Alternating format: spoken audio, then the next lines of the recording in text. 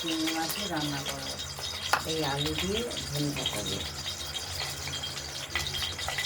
এখানে দেওয়া হবে আলু আর দেওয়া হবে ধনে পাতা। আর যে মাছের ওভেনটা জ্বালিয়ে দিয়েছি, কড়াইয়ে বসিয়ে দিয়েছি, তেল দিয়ে দিয়েছি।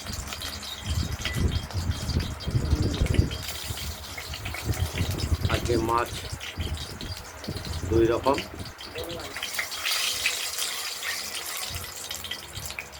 অল্প লবণ দিয়ে দেওয়া হলো তেলে।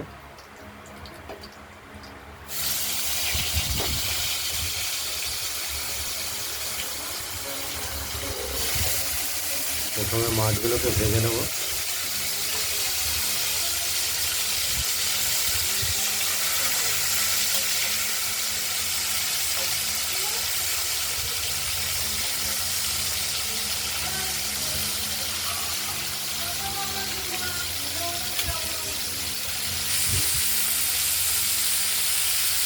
প্রথমে চিংড়ি মাছগুলোকে ভেজে নিচ্ছি।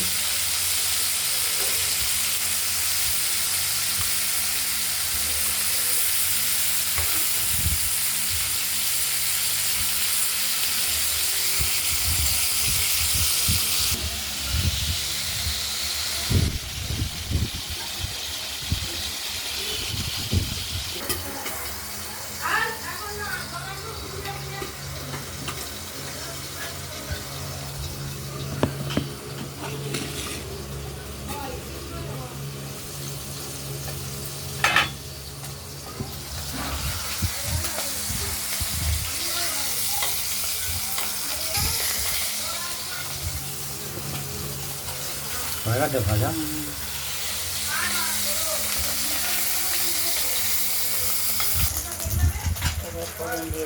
দাঁড়াও, আরেকবার বলবো।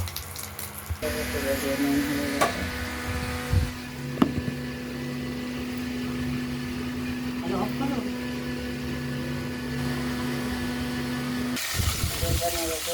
করে দিয়েছিলাম, ঢাকনা খুলে নিয়ে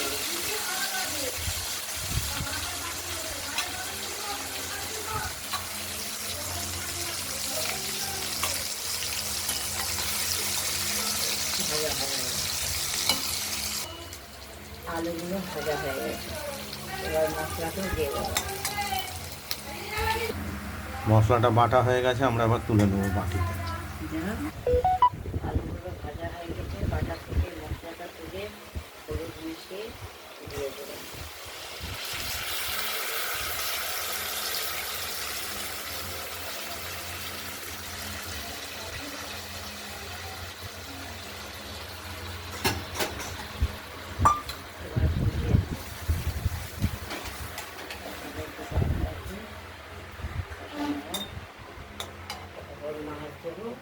দিয়ে এই ধনে পাতা দিয়ে দেবো।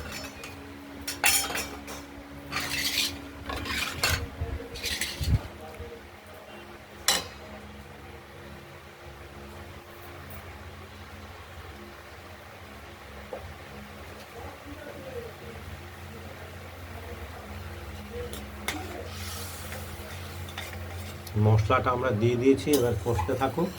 তারপর দেখাচ্ছি।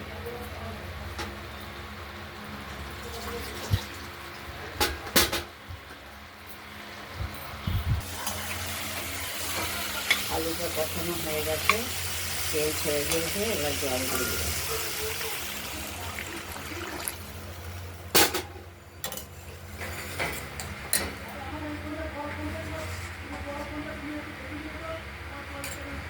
ভেজে রাখা মাছগুলো দিয়ে দিলাম।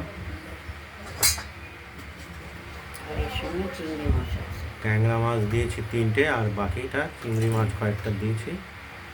এগুলো দিয়ে আজকে মিলিতভাবে ঝোল হবে।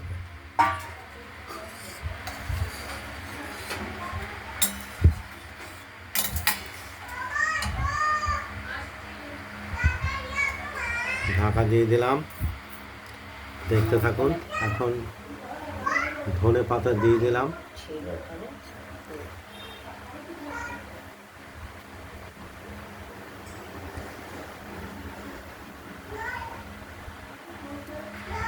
তোর মা আসবে না তুলে দিতে হবে? জলটা করে ফুটে উঠুক, আলুটা সেদ্ধ আর নুন হয়ে যাবে।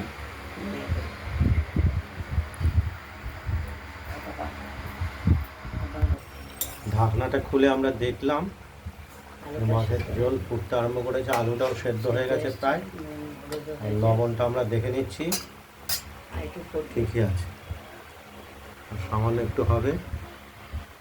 হয়ে আজকের মাছ ট্যাংরা মাছের চিংড়ি মাছে একসঙ্গে করে আলু দিয়ে ঝোল করলাম ধনেপাতা দিয়ে।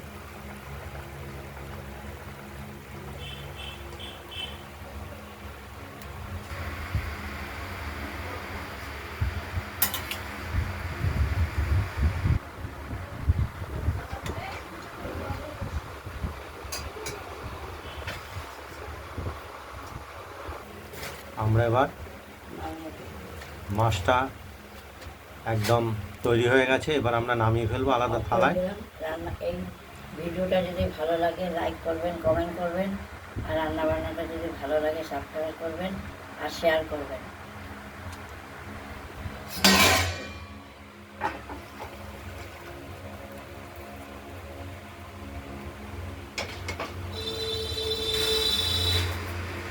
আজকের মতো এখানে ভালো থাকবেন, সুস্থ থাকবেন, সাবধানে থাকবেন।